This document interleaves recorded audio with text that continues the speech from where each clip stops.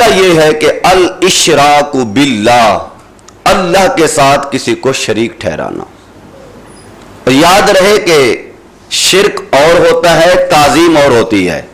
آپ جاگ رہے ہیں نا؟ شرک اور ہوتا ہے، تعظیم اور ہوتی ہے. ہم الحمدللہ اپنے نبی کو بھی خدا کا شریک نہیں کہتے. اللہ وحدہ لا شریک ہے، اس میں کوئی دو رائے نہیں ہے.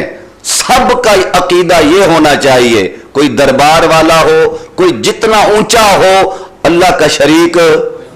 بولیے بھائی، اللہ کا شریک. یہ بہت بڑا عقیدہ ہے.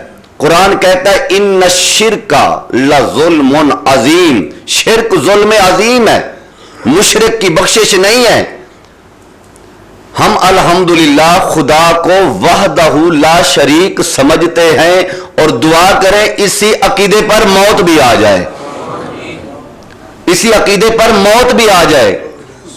کچھ لوگ مشرک کہتے رہتے ہیں، وہ کہتے رہیں. ہم نبی کو خدا کا شریک نہیں کہتے، خدا کا محبوب کہتے ہیں، خدا کا رسول مانتے ہیں.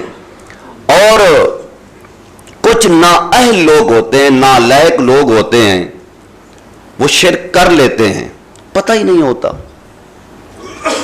جیسے درباروں پر جا کر کچھ ان پڑھ لوگ سجدے کرتے ہیں، دیکھا گیا ہے. وہ ہمارے مسلک کے کچھ لوگ ہوتے ہیں.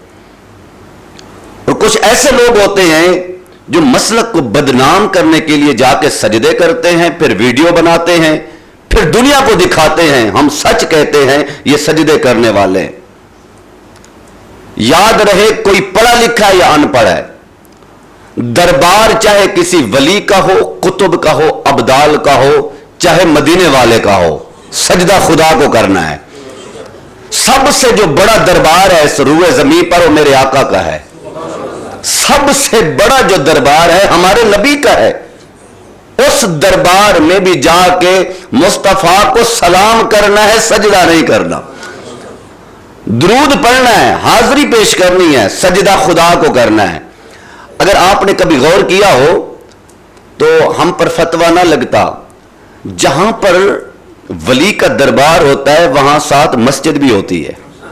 آپ نے کبھی غور کیا ہے؟ اگر نہیں تو آپ یاد رکھ لیں مسئلے کو.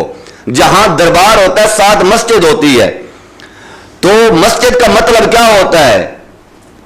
مسجد کا مطلب یہ ہوتا ہے عبادت کرنی ہے تو مسجد میں چلے جائیں، سجدہ کرنا ہے تو خدا کو کرنا ہے، حاضری اور عقیدت پیش کرنی ہے تو دربار میں چلے جائیں.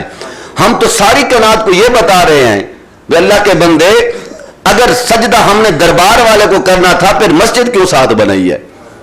مسجد کیوں ساتھ بنائی ہے؟ تو مسجد جو ہے یہ سجدے کے لیے ہے، خدا کو سجدہ کرنے کے لیے. تو اللہ کے ساتھ کسی کو شریک نہ ٹھہرائے.